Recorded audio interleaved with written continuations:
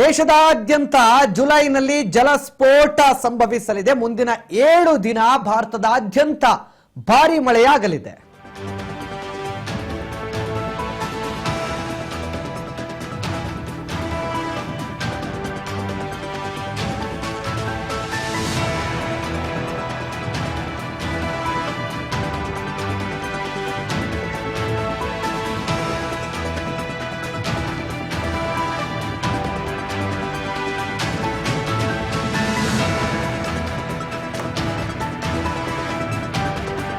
ದೇಶದಾದ್ಯಂತ ಜುಲೈನಲ್ಲಿ ಜಲಸ್ಫೋಟ ಸಂಭವಿಸುವ ಎಲ್ಲ ಸಾಧ್ಯತೆ ಕಾಣ್ತಾ ಇದೆ. ಮುಂದಿನ 7 ದಿನಗಳ ಕಾಲ ಭಾರತದಾದ್ಯಂತ ಕೂಡ ಭಾರಿ ಮಳೆಯ ಮುನ್ಸೂಚನೆ ಇದೆ.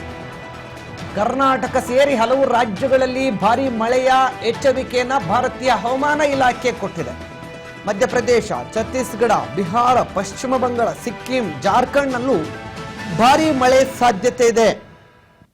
ಕೊಂಕಣ ಮತ್ತು ಗೋವಾ, ಮಧ್ಯ ಮಹಾರಾಷ್ಟ್ರ, ಗುಜರಾತ್ ಎಲ್ಲ ಭಾಗಗಳಲ್ಲೂ ಕೂಡ ಭಾರಿ ಮಳೆಯಾಗುವ ಸಾಧ್ಯತೆ ಇದೆ. ಸೌರಾಷ್ಟ್ರ, ಕೊಚ್ನಲ್ಲಿಯೂ ಸಹ ಭಾರಿ ಮಳೆಯ ಸಾಧ್ಯತೆ ಇದೆ. ಈಶಾನ್ಯ ಭಾರತದಲ್ಲಿ ಪ್ರತ್ಯೇಕ ಸ್ಥಳಗಳಲ್ಲಿ ಭಾರಿ ಮಳೆಯ ಮುನ್ನೆಚ್ಚರಿಕೆ ಸಿಕ್ಕಿದೆ.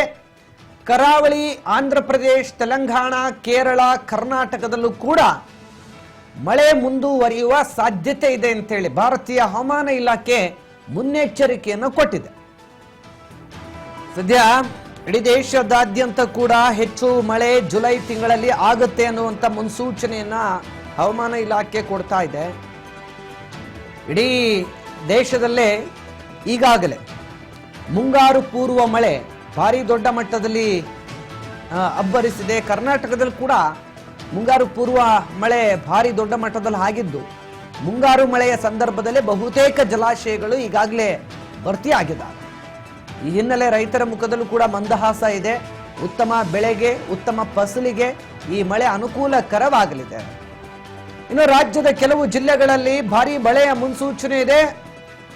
ಕರಾವಳಿ ಭಾಗದಲ್ಲಿ ಮಳೆ ಆರ್ಭಟ ಮುಂದುವರಿಯಲಿದೆ ಅನ್ನುವಂಥ ಮಾಹಿತಿ. ದಕ್ಷಿಣ ಕನ್ನಡ, ಚಿಕ್ಕಮಗಳೂರಿನಲ್ಲಿ ಭಾರಿ ಮಳೆಯಾಗುವ ಸೂಚನೆ. ಬೆಳಗಾವಿ ಸೇರಿದಂತೆ 8 ಜಿಲ್ಲೆಗಳಿಗೆ ಭಾರಿ ಮಳೆಯ ಎಚ್ಚರಿಕೆಯನ್ನ ನೀಡಲಾಗ್ತಾ ಇದೆ. ದಕ್ಷಿಣ ಕನ್ನಡ, ಉತ್ತರ ಕನ್ನಡ, ಉಡುಪಿ, ತುಮಕೂರು ಇಲ್ಲೂ ಕೂಡ ಮಳೆಯಾಗಲಿದೆ. ಬೆಳಗಾವಿ ಸೇರಿ ಒಟ್ಟು 8 ಜಿಲ್ಲೆಗಳಿಗೆ ಈಗಾಗಲೇ ಮುನ್ನೆಚ್ಚರಿಕೆಯನ್ನು ಕೊಡಲಾಗಿದೆ. ರಾಯಚೂರು, ಬೀದರ್, ಕಲಬುರಗಿ, ಚಾಮರಾಜನಗರ,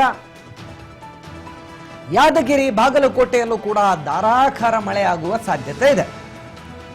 ನಾಳೆ ಕರಾವಳಿ ಭಾಗದ ಜಿಲ್ಲೆಗಳಲ್ಲಿ ವ್ಯಾಪಕ ಮಳೆ ಅನ್ನುವಂತ ಮುನ್ಸೂಚನೆ ಸಿಕ್ಕಿದೆ. ಬೆಳಗಾವಿ, ಧಾರವಾಡದಲ್ಲಿ ಗಾಳಿ ಸಹಿತ ಮಳೆಯಾಗುತ್ತೆ ಅಂತ ಹೇಳಿ ಹವಾಮಾನ ಇಲಾಖೆ ತಿಳಿಸ್ತಾ ಇದೆ. ಬೀದರ್, ಬಾಗಲಕೋಟೆ, ಕೊಪ್ಪಳ, ಕಲಬುರಗಿ ಭಾಗದಲ್ಲೂ ಕೂಡ ಹೆಚ್ಚು ಮಳೆಯಾಗುತ್ತೆ. ವಿಜಯಪುರ, ರಾಯಚೂರು, ಯಾದಗಿರಿ ಜಿಲ್ಲೆಗಳಲ್ಲೂ ಕೂಡ ನಿರಂತರ ಮಳೆ ಇರಲಿದೆ ಅನ್ನುವಂತ ಮಾಹಿತಿ ಇದೀಗ ಹವಾಮಾನ ಇಲಾಖೆಯಿಂದ ಮಾಹಿತಿ ಸಿಗ್ತಾ ಇದೆ.